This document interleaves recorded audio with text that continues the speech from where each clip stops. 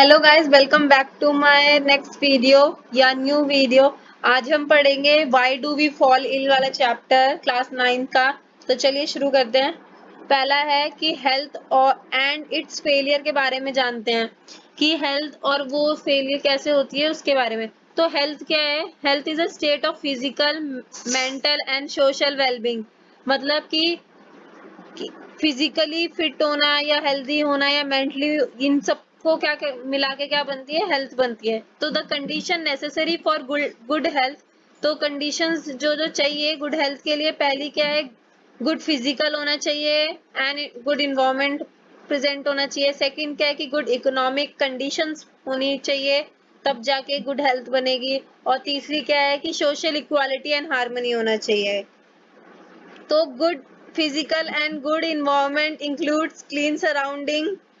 मतलब good physical and good environment में क्या कंसिस्ट होता है कि मतलब क्या है कि उसमें सराउंडिंग्स जो है वो क्लीन होना चाहिए, सैनिटेशन प्रॉपर तरीके से, गार्बेज का, कूड़े कबाड़ का डिस्पोजल जो है वो अच्छी तरीके से हो, वाटर ड्रिंकिंग जो है वो अच्छे तरीके से हो। गुड इकोनॉमिक कंडीशंस में क्या आती है कि जॉब अपॉर्चुनिटी, जो मतलब पैसे कमाने का जो जरिया है ताकि वो पैसे कमाएं और न्यूट्रिशन फूड खा सके या हेल्दी लाइफ जी सके, वो इकोनॉमिक कंडीशंस में आता है। और सोशल इक्वालिटी में क्या आता है कि कोई उसमें क्या आता है कि necessary for healthy and peaceful life. ये है हमारा difference between healthy and disease free. तो हेल्दी मतलब और डिजीज फ्री में डिफरेंस क्या है? हेल्दी का मतलब होता है कि इसमें पहले तो it is a state of physical, mental and social wellbeing. Physically, mentally and social wellbeing होना चाहिए। डिजीज फ्री में क्या है कि it is a state of absence from disease, मतलब कि डिजीज का एब्सेंस होना चाहिए, ऐसे स्टेट को हम डिजीज फ्री बोलते हैं। हेल्दी में सेकंड पॉइंट क्या है कि it refers to the individual physical and social environment, ये तीनों को रेफर करता है। डिजीज फ्री में क्या होता है कि ये सिर्फ इंडिविजुअल को कंसिस्ट करता है। हेल्दी का थर्ड पॉइंट है कि इंडिविजुअल की गुड हेल्थ होनी चाहिए। डिजीज फ्री वो होंगे जो कि ऐसा इंडिविजुअल जिसकी गुड हेल्थ भी हो सकती है और पुअर हेल्थ भी हो सकती है। when a person is affected by a disease, जब कोई भी पर्सन जो है वो डिजीज से अफेक्ट होगा, या तो वो either the normal functioning or the appearance of one or more system of the body changes of the words। मतलब कि अगर कोई पर्सन जो है वो अफेक्ट है कोई भी डिजीज से, तो जो उसका नॉर्मल फंक्शनिंग है या जो भी अपियरेंस है उसका एक सिस्टम का, या बॉडी में काफी सारे चेंजेस आने लग जाएंगे। तो इन चेंजेस को हम क्या बोलते हैं? वो डिजीज की चेंजेस को साइन, मतलब ये साइन का काम करता है, जिसको हम क्या बोलते हैं? Symptoms. On the basis of the symptoms, the physical look for sign of a particular disease and the conduct test to confirm the disease। क्या है कि सिम्टम्स के बेसिस पे अलग अलग टाइप्स ऑफ डिजीज है। पहला क्या है कि टाइप्स ऑफ डिजीज दो तरीके की हैं, एक्यूट डिजीज और कॉर्निक डिजीज। एक्यूट डिजीज क्या होती है कि जो कि बहुत ही छोटे टाइम के लिए होती है, ज्यादा लॉन्ग टर्म इफेक्ट नहीं होता हेल्थ के ऊपर, जैसे कि कोल्ड हो गया, कफ हो गया, टाइफाइड, कोलेरा। मतलब ये ऐसी बीमारियां हैं जो कि छोटे टाइम पीरियड के लिए होंगी, पूरी जिंदगी भर के लिए ये इफेक्ट नहीं करती। तो ऐसी डिजीज को हम क्या बोलते हैं? Acute disease. सेकंड है कॉर्निक डिजीज। कॉर्निक डिजीज क्या होती है कि जो कि बहुत ही लॉन्ग टाइम तक चलती है और जिसका इफेक्ट जो है हेल्थ पे बहुत लंबे समय तक होगा, जैसे कि डायबिटीज, ट्यूबरक्लोसिस, कैंसर। मतलब ये थोड़े लंबे समय तक चलेगी, महीना, 2 महीना, साल भर, ये सब का। और कॉजेज ऑफ डिजीज के कारण क्या क्या हैं? पहला पैथोजन से हो सकता है, जैसे कि virus, bacteria, fungi, protozoa, worms. Second की पुअर हेल्थ की वजह से या नरिशमेंट पूरा नहीं हो पा रहा, उस वजह से डिजीज कॉज हो गई। Malfunctioning of the body parts, कोई भी बॉडी का पार्ट जो है वो सही काम नहीं कर रहा, या इन्वायरमेंटल पोल्यूशन की वजह से, या जेनेटिक डिसऑर्डर की वजह से। टाइप्स ऑफ डिजीज क्या है कि दो तरीके की डिजीज है, congenital disease and acquired disease. Congenital disease क्या होती हैं कि ऐसी डिजीज जो कि बर्थ के साथ, जैसे ही जन्म होता है उसके साथ से ही बीमारी चालू हो जाती है, उसको कॉन्जेंशियल डिजीज बोलते हैं। तो they are cause due to genetic abnormalities. ये जो है वो जेनेटिक एबनॉर्मेलिटीज की वजह से भी हो सकती है और मेटाबॉलिक डिसऑर्डर की वजह से भी हो सकता है। दूसरी है एक्वायर्ड डिजीज। एक्वायर्ड डिजीज वो होती है कि जो कि हम बर्थ के बाद लेते हैं, मतलब ऐसी डिजीज जो बर्थ के बाद होती है। कॉन्जेनिटल क्या थी कि वो बर्थ जैसी बर्थ होता है उसके साथ ही डिजीज हो जाती है, लेकिन एक्वायर्ड जो है वो बर्थ के बाद मतलब बड़े होने पे या कुछ साल बाद तब होती है। ये एक्वायर्ड डिजीज जो है आगे दो पार्ट्स में डिवाइडेड है, infectious disease and non infectious disease. Infectious disease and non infectious disease के बारे में पढ़ते हैं। इन्फेक्शियस डिजीज क्या होती है? कम्युनिकेबल डिजीज होती है। मतलब नाम से ही पता चल रहा है कि ऐसी डिजीज जो कि स्प्रेड करती है, होती है एक पर्सन, मतलब इन्फेक्टेड पर्सन से हेल्दी पर्सन के बीच में वो स्प्रेड हो जाएगी, उसको बोलते हैं हम कम्युनिकेबल डिजीज। जैसे अब वो कैसे होती है, कम्युनिकेबल डिजीज कैसे फैलेगी? थ्रू वाटर से फैल सकती है, एयर से फैल सकती है, फूड से फैल सकती है, वेक्टर, फिजिकल कांटेक्ट एक्सेट्रा।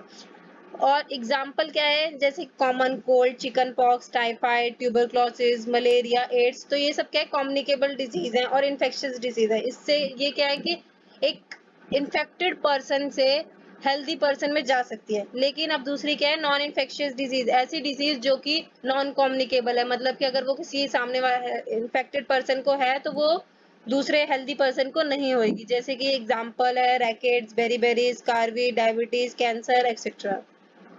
ये मैंने चार्ट में बना रखा है कि इन्फेक्शियस डिजीज, इन्फेक्शियस एजेंट, अब इन्फेक्शियस डिजीज को कॉज करने के लिए भी कोई एजेंट चाहिए होंगे। तो ऐसे एजेंट कौन से होते हैं? मतलब ऐसे एजेंट जो कि इन्फेक्शियस डिजीज को कॉज करता है उनको हम पैथोजन बोलते हैं। ये जो है वायरस से हो सकता है, bacteria, fungi, protozoan and worms. ये मैंने टेबल तैयार करी हुई है कि इन्फेक्शियस एजेंट वायरस है और उससे वायरस से कौन कौन सी डिजीज हो सकती है? Common cold, influenza, chicken pox, AIDS, hepatitis B. Bacteria से हो सकती है बीमारियां cholera, typhoid, tuberculosis, tetanus, anthrax, food poisoning. Fungi से हो सकती है इन्फेक्शन, स्किन प्रॉब्लम्स हो सकती है, स्किन इन्फेक्शन हो सकते हैं। प्रोटोजोन से कौन सी हो सकती है? मलेरिया, काला आजार, स्लीपिंग सिकनेस। वर्म से कौन सी? इंटेस्टिनल इन्फेक्शन और एलिफेंथेसिस। एलिफेंथेसिस एक ऐसी बीमारी है जिसमें हमारा एक लेग जो है वो फूल जाता है। Means of spread of infectious disease कौन सी है कि मतलब अब कैसे होता है? इन्फेक्शियस डिजीज जो है वो स्प्रेड होता है इन्फेक्टेड पर्सन से टू अ हेल्दी पर्सन। अभी मैंने बताया पीछे किस किस से होता है? Air, water, food, physical contact और सेक्सुअल कॉन्टेक्ट की वजह से। अब एयर से कौन कौन सी होगी? ये भी मैंने पीछे उसमें बताया था, common cold, tuberculosis, pneumonia etcetera. Water से कौन सी होती है? कॉलेरा होगी। वेक्टर्स जो है, वेक्टर्स भी दो तरीके के, मॉस्किटो एंड फ्लाइज। मॉस्किटो में कौन कौन सी बीमारी हो सकती है? मॉस्किटो से malaria, dengue, yellow fever. Flies से कौन कौन सी होती है? Typhoid, tuberculosis, diarrhoea. अब है कि सेक्सुअल कांटेक्ट से भी हो सकती है, उससे एड्स हो गया, ये सब है। एड्स जो है वो can also spread through blood transfusion, मतलब एड्स जो है वो ब्लड ट्रांसफ्यूजन से भी फैल सकता है एक से दूसरे को। और या तो मदर से, उसके जो भी प्रेगनेंसी के दौरान जो भी बच्चा होगा उसको एड्स हो सकता है, या ब्रेस्ट फीडिंग करवाने से एड्स हो सकता है। अब organ specific and tissue specific manifestation क्या है? Disease causing microbes enter the body by different means, मतलब डिजीज जो है माइक्रोब्स हमारे बॉडी के अंदर एंटर करता है अलग अलग मीन से, और वो डिफरेंट ऑर्गन में जाता है या टिश्यू में जाता है। तो पहला तो ऐसा microbe which enter through the nose, जो कि नो ऐसा माइक्रोब जो नोज से जा रहा है वो हमारे कहाँ जाएगा? लंग्स में जाएगा। ऐसा बैक्टीरिया जो कि फिर वो bacteria which causes tuberculosis of lungs, तो लंग्स के अंदर ट्यूबरक्लोसिस कॉज करेगा। डी क्या है कि ऐसा माइक्रोब, मतलब माइक्रोब्स जो हमारे माउथ से जा रहा है वो क्या हो जाएगा? वो हमारे गट में जाके सीधा स्टे करेगा। और बैक्टीरिया जो होंगे उसके कॉज करेंगे टाइफाइड, अगर वो लीवर में जा रहा है तो वो उसके बैक्टीरिया का कॉज करेंगे जॉन्डिस कॉज करेंगे। ऐसे वायरस जो कि एड्स कॉज करते हैं वो हमारी बॉडी में जाएंगे sexual organs during sexual contact के जरिए and spreads through the lymph to all parts of the body and damage the immune system, खराब कर देंगे। Virus which cause Japanese encephalitis, जिसको हम ब्रेन फीवर बोलते हैं, वो हमारी बॉडी में जाएगा मॉस्किटो के जरिए। मॉस्किटो जब बाइट करता है तब, और goes and infect the brain, और फिर वो ब्रेन में चला जाता है। अब प्रिंसिपल ऑफ ट्रीटमेंट क्या है? Principle of the treatment on infectious disease consist of two steps. They are affect they are to effect of the disease, मतलब कि वो सिम्टम्स क्या है कि and to kill the microbes which cause the disease. मतलब कि treatment का principal क्या है, पहला क्या है कि टू रिड्यूस, हमें मतलब कि ट्रीटमेंट हमें क्यों चाहिए या उसका क्या प्रिंसिपल है उस पर हम पढ़ते हैं। पहला क्या है कि to reduce the effect of, मतलब जो भी डिजीज है उसका इफेक्ट जो है वो कम हो जाए। पहला ट्रीटमेंट हम क्यों करवाते हैं, ताकि जो हमें डिजीज हो रही है उसका इफेक्ट जो है वो कम हो। जैसे कि दिस क्या, हम उसको कैसे कर सकते हैं, मेडिसिन लेके हम उसको कम कर सकते हैं। जैसे कि हमें फीवर वगैरह होता है या पेन होता है, लूज मोशन होता है, and by taking bed rest to conserve our energy, हम अपनी एनर्जी को कंजर्व करने के लिए क्या करते हैं, बेड रेस्ट लेके अपनी थोड़ी सी उसका इफेक्ट कम कर सकते हैं। दूसरा क्या है, टू किल द माइक्रोब्स, या तो माइक्रोब्स को मार दो। अब वो कैसे होगा, this can be done by taking suitable, और ये कैसे होता है, एंटीबायोटिक लेके या कोई ड्रग्स लेके, ताकि वो जो माइक्रोब्स है या जो डिजीज क्योर है और वो मतलब माइक्रोब्स मर जाए और डिजीज क्योर हो जाए। अब प्रिंसिपल ऑफ प्रिवेंशन, अब प्रिवेंशन क्या है, ये दो तरीके से हो सकता है कि मतलब हमें कोई भी, हमें ऐसी क्या चीज करे कि हमें ये बीमारी हो ही ना सके। तो इसकी दो तरीके हैं, पहला क्या है, जनरल वेज है, और दूसरा क्या है, स्पेसिफिक वेज है। जनरल वे में क्या होता है कि हम अपना पब्लिक हाइजीन जो है वो बहुत important, prevention of infection disease का मेन वो पॉइंट है कि हमें अपने आसपास की साफ सफाई रखनी चाहिए, प्रॉपर और सफिशिएंट फूड खाना चाहिए ताकि जो है वो हेल्दी रहे लोग और रेजिस्ट इन्फेक्शन उनको ना हो सके। एयरबॉर्न डिजीज जो कैन बी प्रिवेंट, अब एयरबॉर्न डिजीज जो है उनको कैसे प्रिवेंट कर सकते हैं हम, in living in conditions that are not crowded, मतलब हम ऐसी जगह रहें जहाँ पर ज्यादा क्राउड ना हो, तो उससे एयरबॉर्न डिजीज कम हो सकती हैं। वाटरबॉर्न डिजीज कैसे कम हो सकती है कि हम क्लीन इन्वायरमेंट में रहे। दूसरा क्या है, स्पेसिफिक, कौन सा वे है, specific way, it is to prevent infection disease is, मतलब स्पेसिफिक वे में क्या होता है कि हम वैक्सीन लेके इम्यूनाइजेशन करते हैं। वैक्सीन जो है वो प्रोवाइड इम्यूनिटी, इम्यूनिटी प्रोवाइड करती है इन्फेक्शियस डिजीज से, जैसे कि टेटनस हो गया, वुपिंग कफ हो गया, पोलियो हो गया। हमारी बॉडी जो है has an immune system which fights microbial infection, हमारी बॉडी का इम्यून सिस्टम है जो कि माइक्रोबियल इन्फेक्शन से फाइट करता है। जब सिस्टम जो है पहली बार देखता है इन्फेक्शियस माइक्रोब्स को, इट किल द माइक्रोब, ये माइक्रोब को मार देता है और फिर ये याद रखता है, मतलब मेमोरी बना के रखता है जब वो पहली बार देखता है।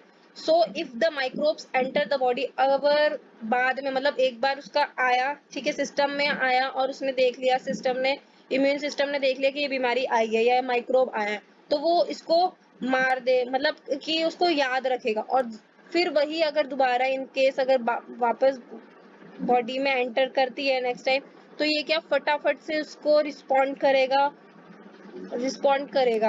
और मतलब कि वैक्सीन्स जो है वो मिमिक करती है इन्फेक्शियस माइक्रोब्स को और स्ट्रेंथ करती है हमारी इम्यून सिस्टम को और प्रोटेक्ट करती है बॉडी को फ्रॉम इन्फेक्शियस डिजीज से। Thank you.